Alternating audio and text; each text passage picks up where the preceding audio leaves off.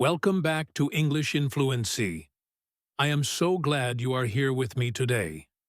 I am Alex, and I want you to take a deep breath and just pause for a second. Wherever you are right now, whether you are walking down a busy street, sitting on a bus, or maybe you are just lying on your sofa at home trying to relax after a long day, I want you to give yourself this moment. Just listen to my voice and let everything else fade into the background for a little while. Today, we are going to talk about something very deep, something very personal, and something that affects every single one of us, no matter where we come from or what language we speak.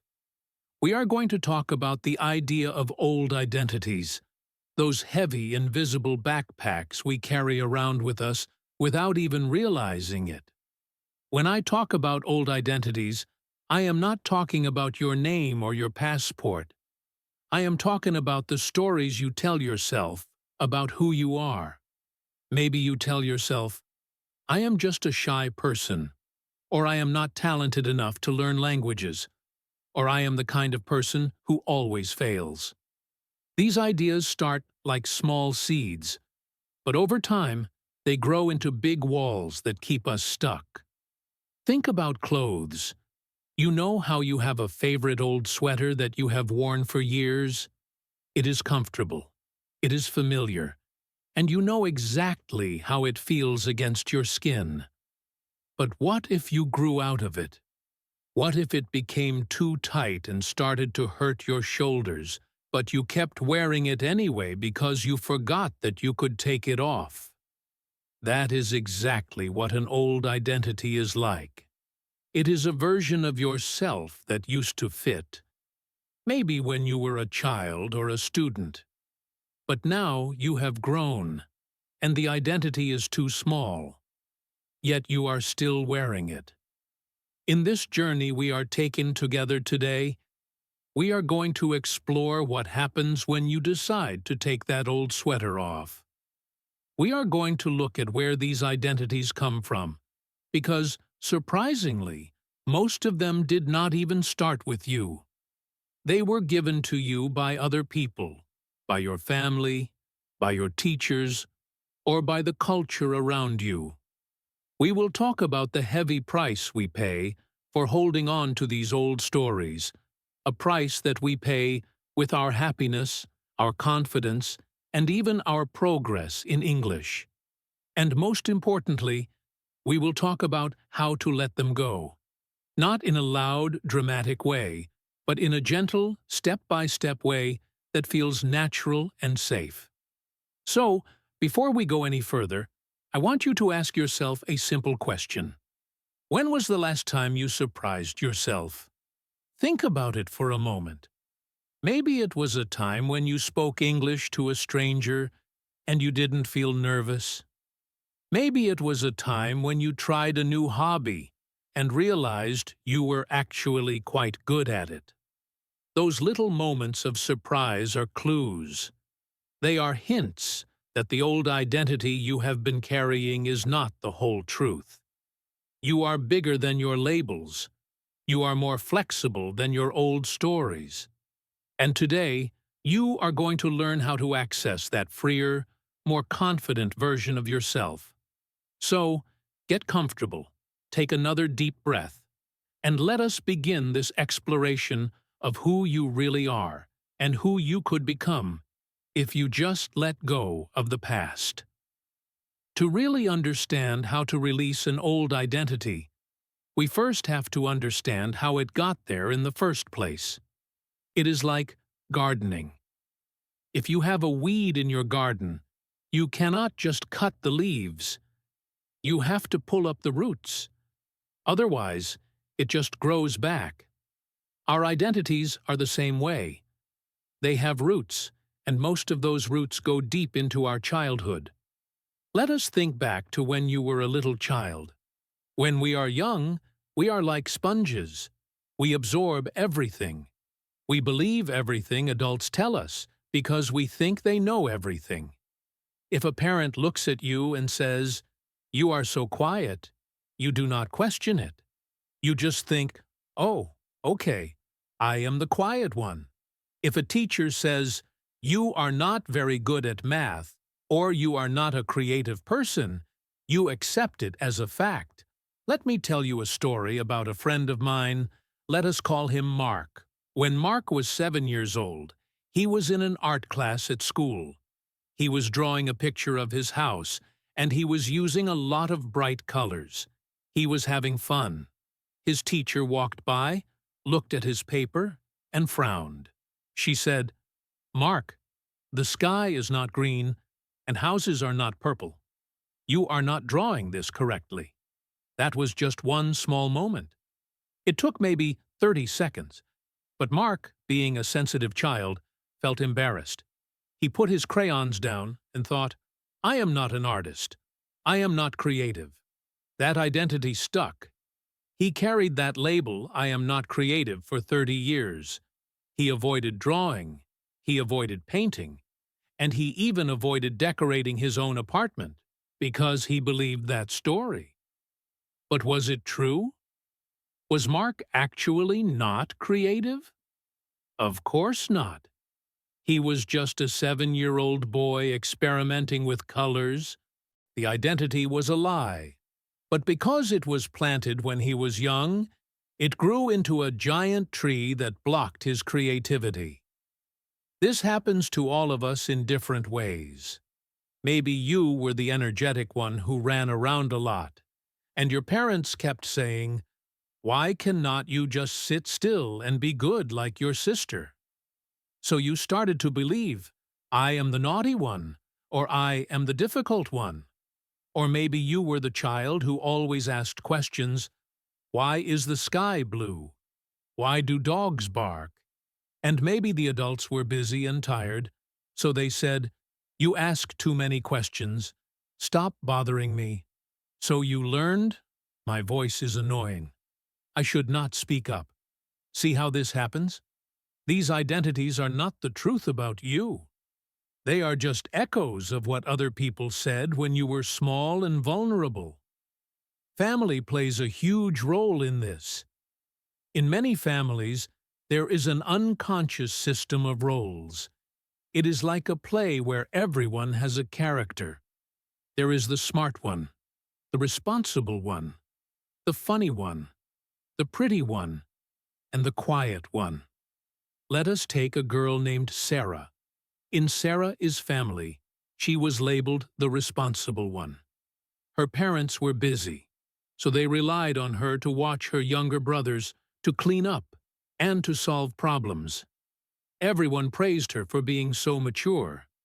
"You are so reliable, Sarah," they would say. This sounds like a compliment, right? And it was, but it also became a cage.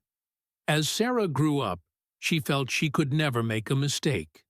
She felt she could never be spontaneous or fun, because she had to be the responsible one. When she started learning English, she was terrified to speak in class because she was afraid of making a grammar mistake and looking irresponsible. The pressure of that old identity made her learning process full of anxiety. Culture plays a part too. Where you grew up adds another layer to your identity. In some cultures, children are expected to be seen and not heard. If you grow up in that environment, you might develop an identity that says, "My opinion does not matter," or "It is rude to express myself." Then, as an adult trying to learn a language which requires speaking and expression, you are fighting against years of cultural training that tells you to be small and quiet. You might think you are naturally shy, but maybe you are just naturally respectful. And you have mixed up respect with fear of speaking. It is fascinating how these identities form from moments of pain or embarrassment, too. Think about a time you tried to do something and it went wrong.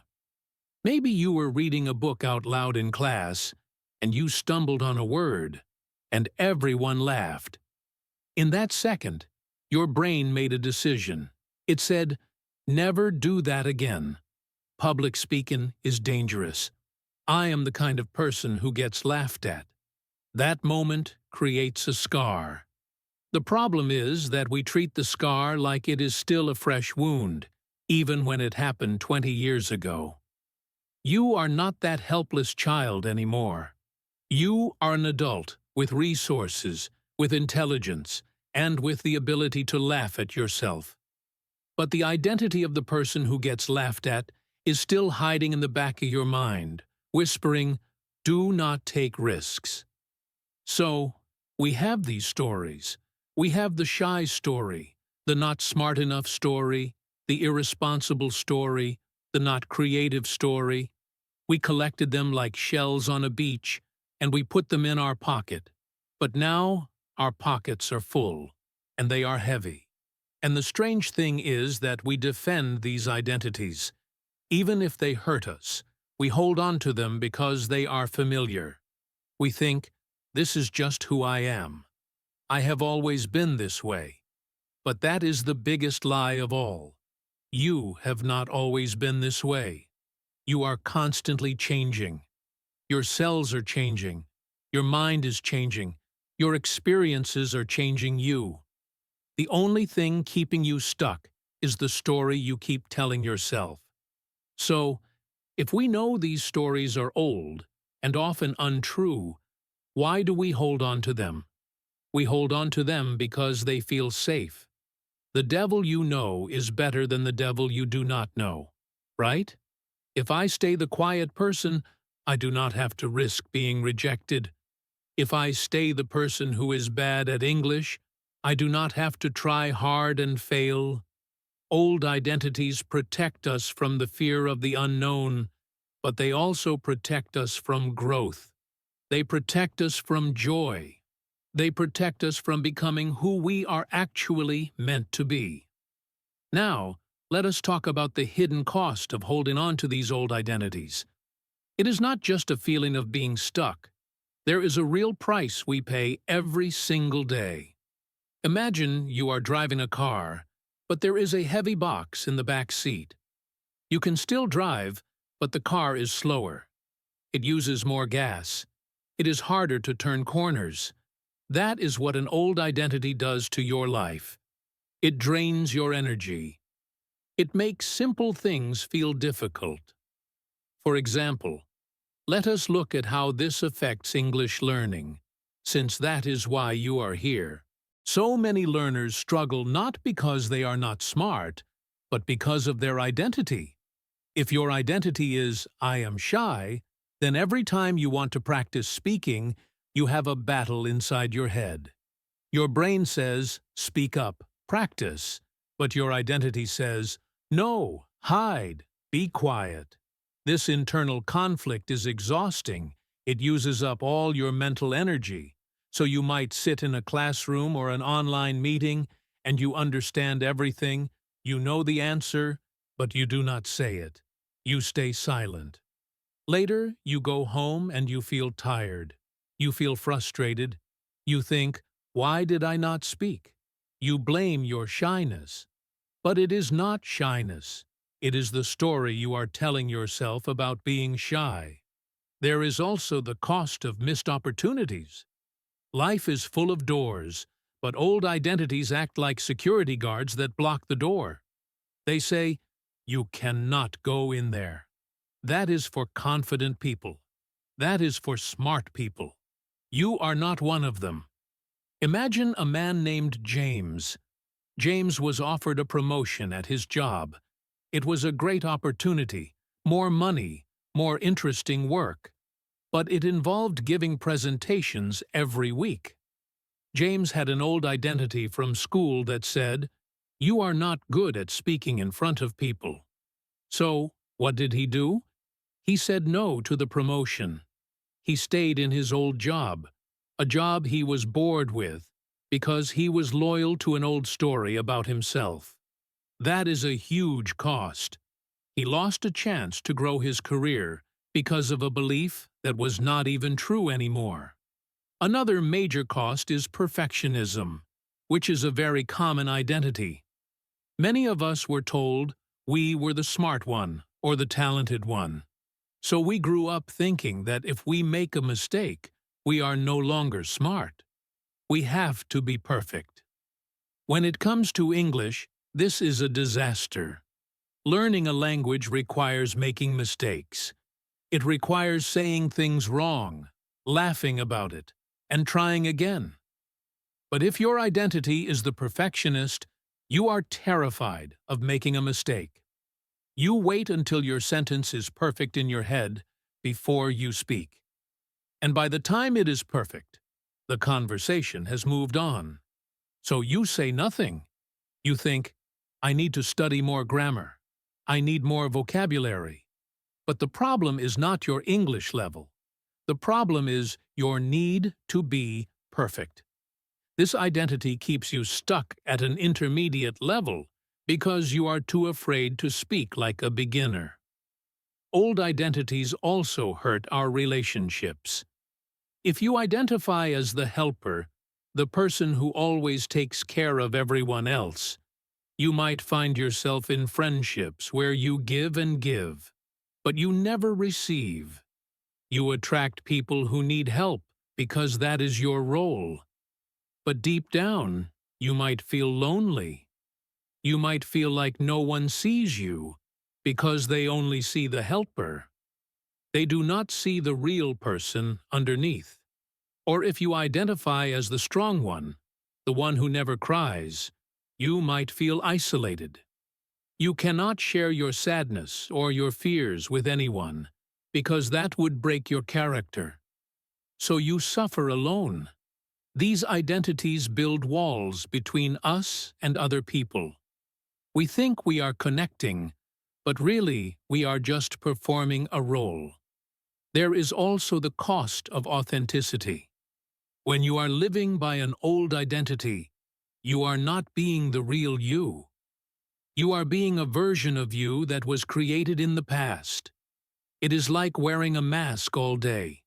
It is uncomfortable, and it prevents people from seeing your true face. The world misses out on your unique personality, your jokes, your ideas, and your perspective. And you miss out on the feeling of being truly accepted for who you are, not just for the role you play. Let us think about another identity, the victim identity.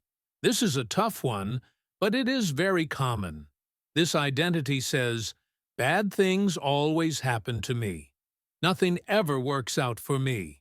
If you hold this identity, you might unconsciously sabotage your own success. For example, you might sign up for an English course, but then you miss the classes. Or you forget to do the homework. Deep down, you are proven to yourself that you are right. See? I failed again. It is just my luck. This identity protects you from the responsibility of trying and failing. Because if you are the victim, it is not your fault. But it also robs you of the power to change. As long as you believe you are the victim, you cannot be the hero of your own life. The cost of these identities is our freedom. We lose the freedom to change our minds. We lose the freedom to explore different sides of our personality. We get stuck in one lane. It is like buying a ticket for a movie, sitting in the theater, and watching the same movie over and over again for 10 years, even though you do not like it anymore. You can leave the theater. You can watch a different movie. But first, you have to stand up and walk out.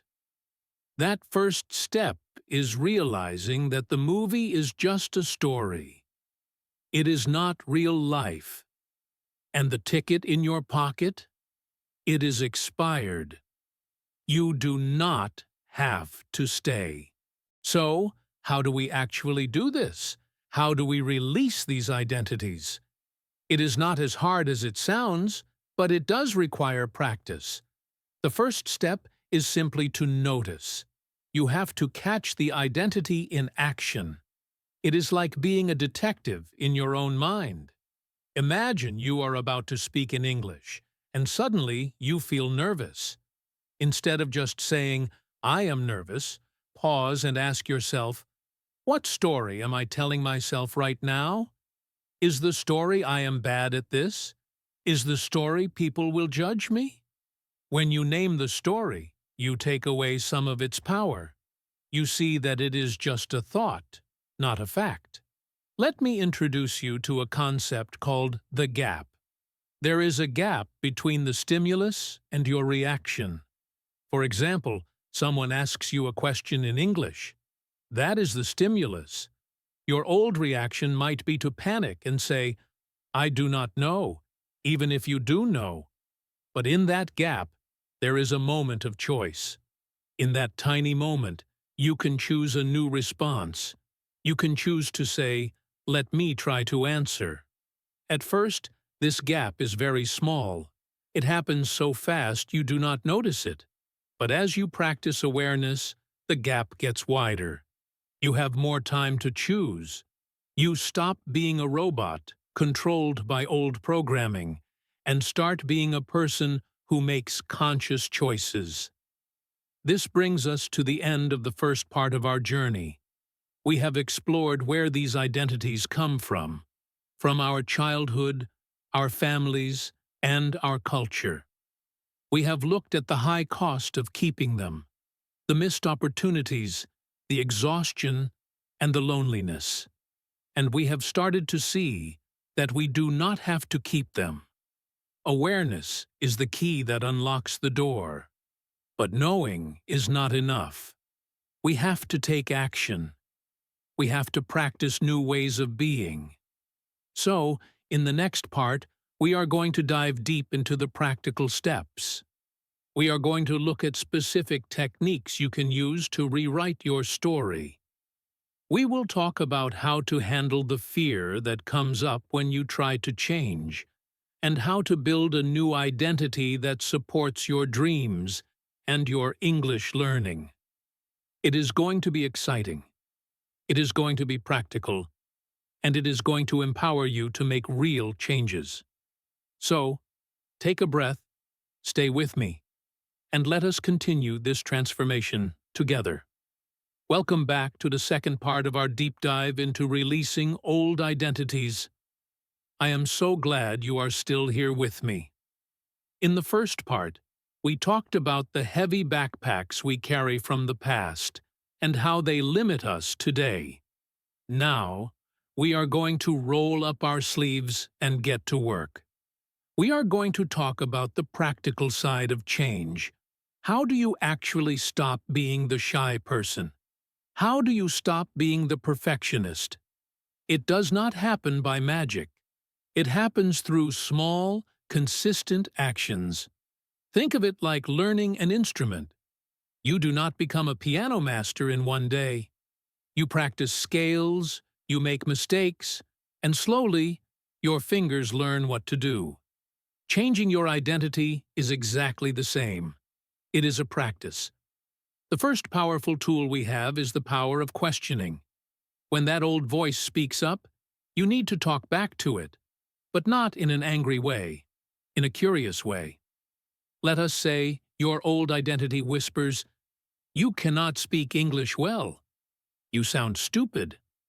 Instead of believing it, ask yourself, is that 100% true? Can I find any evidence that the opposite is true?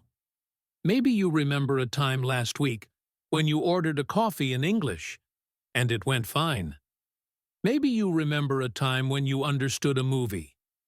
When you look for evidence, you break the illusion of the old identity. You realize it is not a universal truth. It is just a bad habit of thinking. Another question to ask is, who would I be without this thought? This is a beautiful question. If you did not believe you were shy, who would you be? You might be the person who joins the conversation. You might be the person who makes jokes. You might be the person who leads the team. Visualizing yourself without the label is the first step to becoming that person. Your brain does not know the difference between a vivid imagination and reality. When you visualize yourself as confident, your brain starts to build new pathways. It starts to prepare you for that new reality. Now, let us talk about action, because without action, nothing changes. The best way to kill an old identity is to act against it. This is what I call a baby experiment. You do not have to climb Mount Everest today. You just have to take one tiny step that contradicts your old story. Let us go back to Mark, the guy who thought he was not creative. For 30 years, he did not draw anything. One day, he decided to do a baby experiment. He bought a coloring book and some crayons. He sat down for 10 minutes and colored a picture. His hand was shaking at first. He felt silly. The voice in his head said, "This is a waste of time. You are not an artist." But he kept going. When he finished, he looked at the picture. It was not a masterpiece. It was just a colored page. But he felt something shift. He proved to his brain that he could pick up a crayon and not die. He broke the rule. You can do the same thing with English. If your identity is the quiet one, your baby experiment could be to ask one question today. Just one. It could be in a store, or to a colleague, or even in an online comment. It does not have to be profound. Just, "How are you?" or "What time is it?" When you do this, you are not changing your entire personality in 1 second. You are just planting a seed. You are showing your brain that the rule "I do not speak" is not true anymore. Every time you speak, you are watering that seed.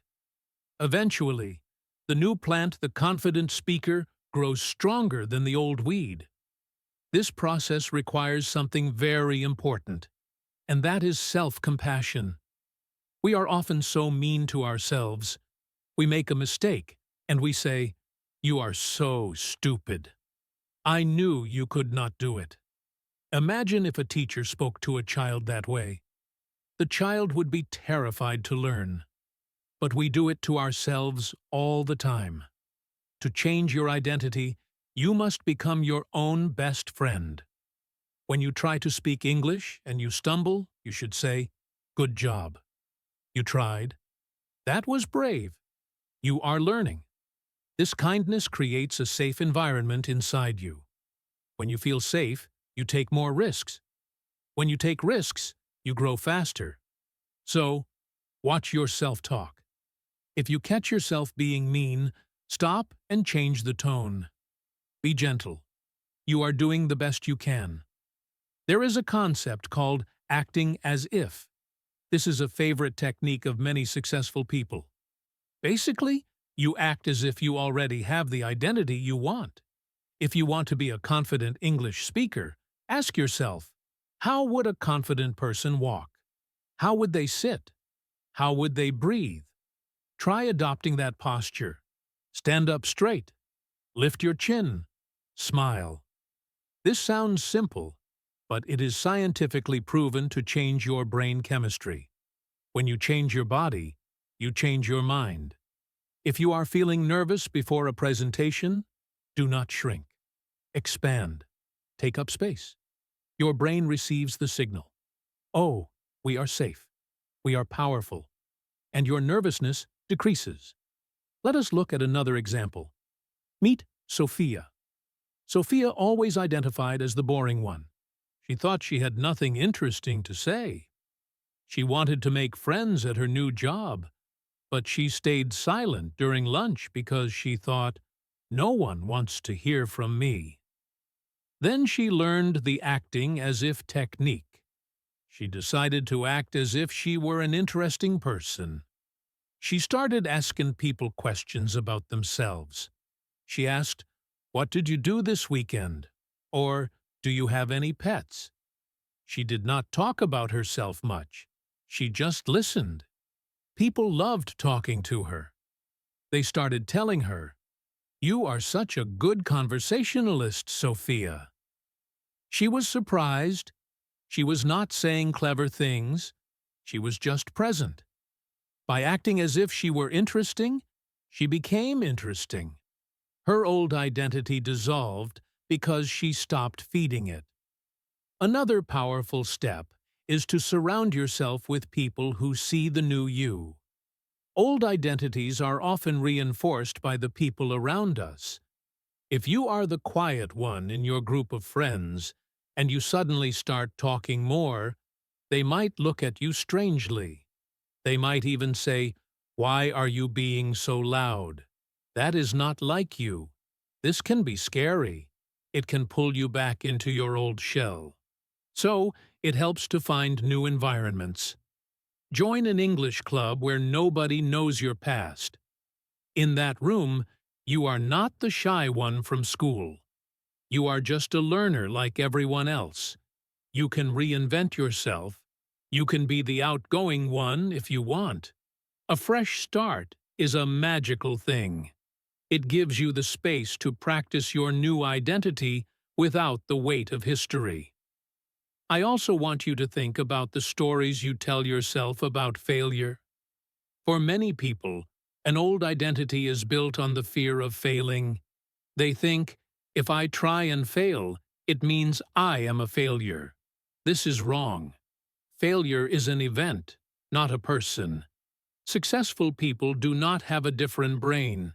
They just have a different relationship with failure. When they make a mistake, they do not say, "I am stupid." They say, "That method did not work. Let me try another way." You can adopt this mindset, which is called the growth mindset. Instead of saying, "I cannot do this," say, "I cannot do this yet." That little word "yet" changes everything. It opens a door. It suggests that in the future, things can be different. Let us talk about perfectionism again, because it is such a big enemy for English learners. The perfectionist identity says, "If I cannot speak perfectly, I will not speak at all." This is a trap. Language is not about perfection. It is about connection. Think about a baby learning to walk. The baby falls down hundreds of times. The baby looks silly. But does the baby feel ashamed? No. The baby just gets up and tries again. The baby does not care about perfection. The baby cares about walking. You need to be like that baby with your English. Be messy. Make mistakes. Laugh at yourself. When you let go of the need to be perfect, you suddenly find that you are communicating better. Because you are relaxed, your brain can access the words you need. When you are stressed about being perfect, your brain freezes, and you cannot remember anything. Visualization is another tool we can use. Every night before you go to sleep, spend 2 minutes imagining your future self. See yourself speaking English fluently. See yourself laughing with native speakers. See yourself understanding everything. Feel the emotion of that moment. Feel pride. Feel joy. When you do this, you program your subconscious mind. Your mind starts to look for opportunities to make that image real. It becomes a self-fulfilling prophecy.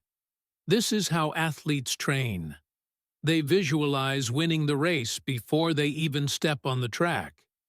You can visualize your success in English too. We also need to talk about patience. Releasing an old identity takes time. You did not learn these stories overnight, and you will not unlearn them overnight. There will be days when you feel confident and days when you fall back into the old story. That is normal. Do not beat yourself up on the bad days. Just recognize it. "Oh, I am feeling like the shy kid again." That is okay. It is just a feeling. It will pass. Then, get back to your practices. Consistency is more important than intensity. It is better to speak for 5 minutes every day than to study for 5 hours once a month. Small steps, taken every day, lead to huge changes over time. Think about your identity like a path in a field. The old identity is a path you have walked every day for 20 years. The grass is worn down. It is easy to walk there. The new identity is a new path through tall grass. It is hard to walk at first. You have to push the grass aside. It is uncomfortable. But if you keep walking the new path every day, eventually the grass will flatten. It will become easy. The old path will start to grow over with weeds. Eventually, it will disappear. That is how you rewire your brain.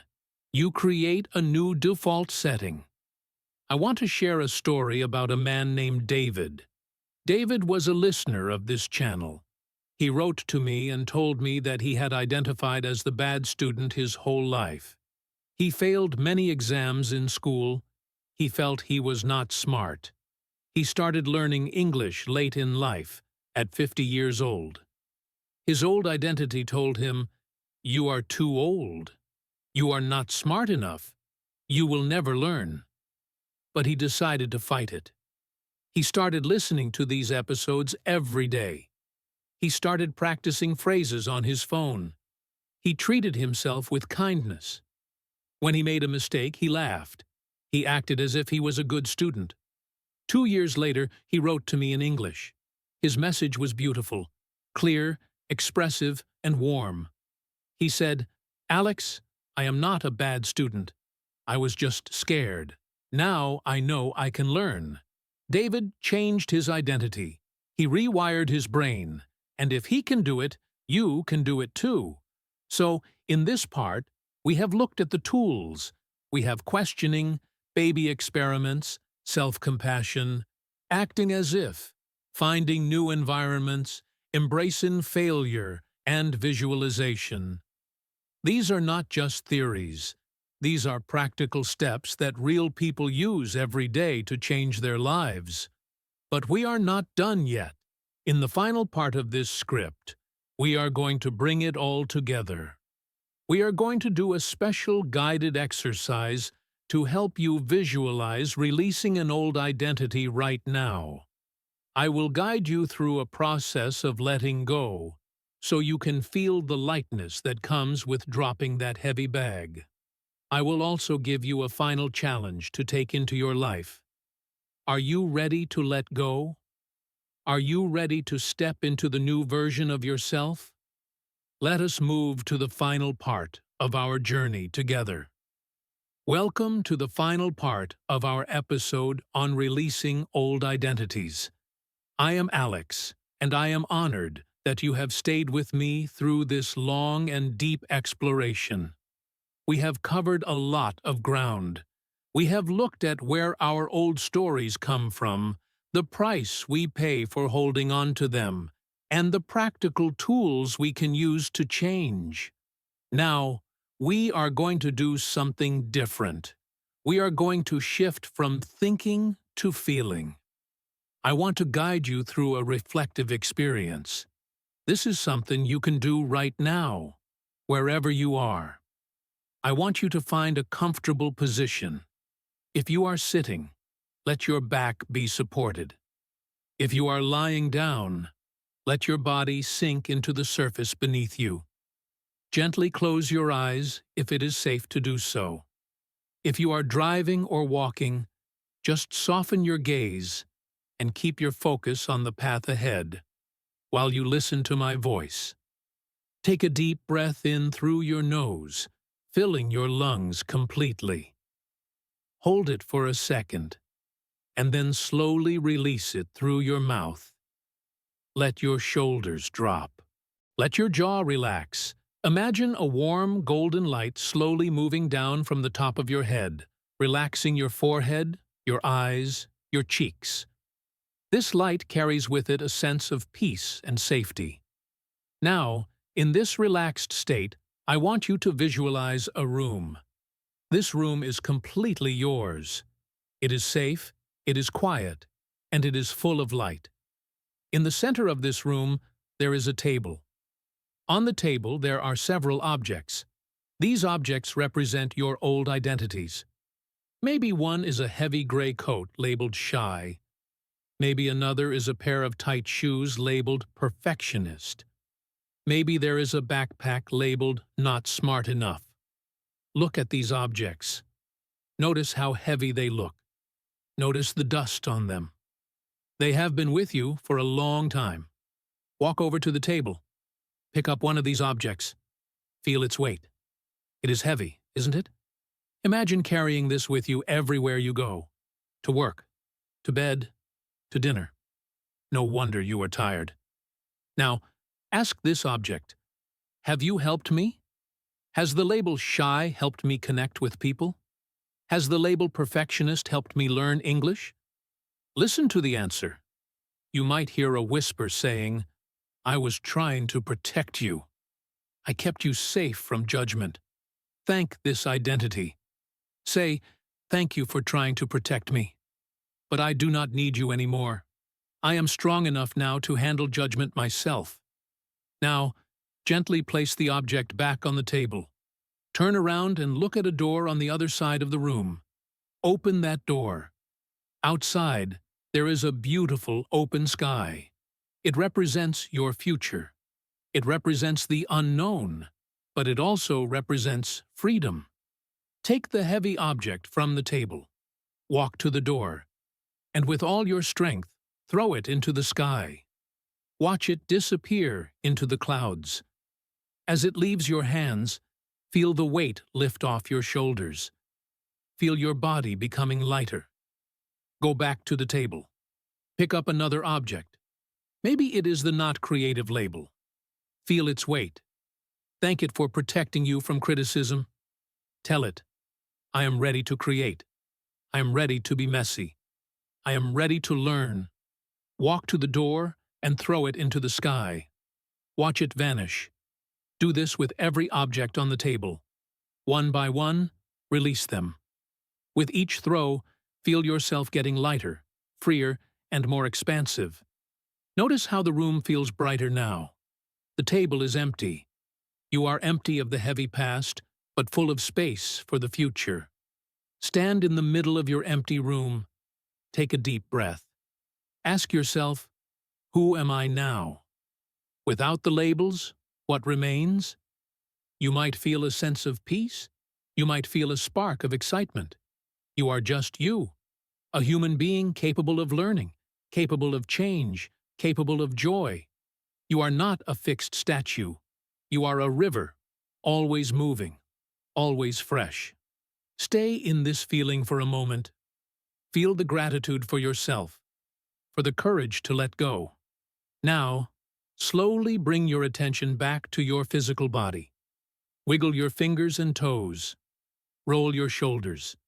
Take another deep, refreshing breath. Open your eyes and look around you. The world might look a little different, a little brighter.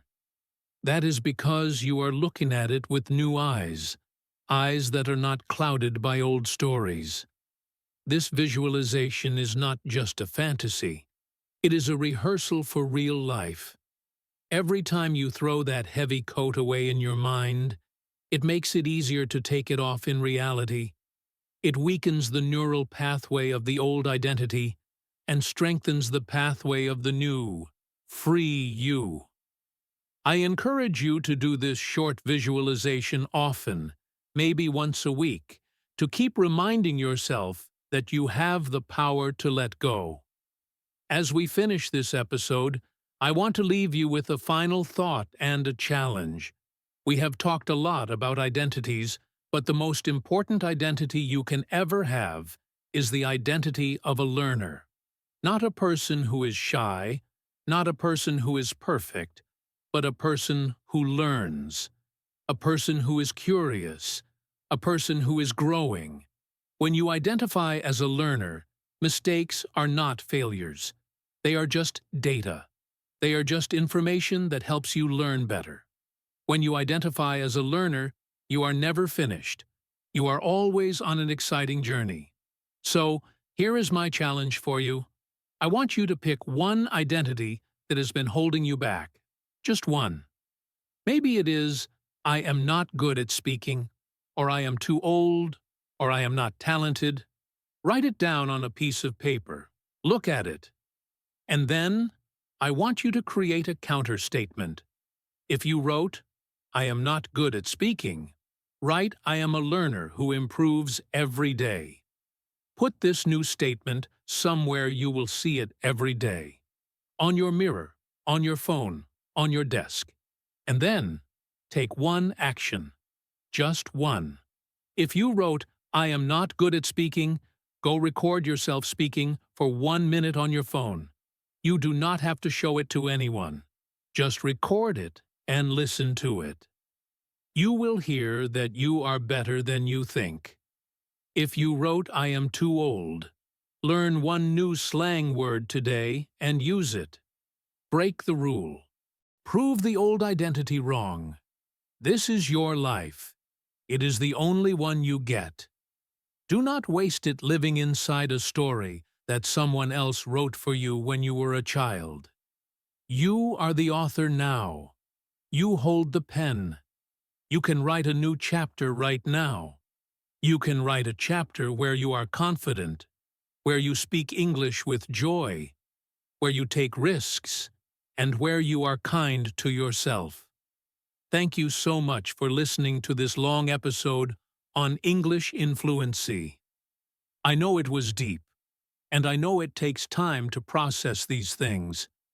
Be patient with yourself. Change is a process, not a destination.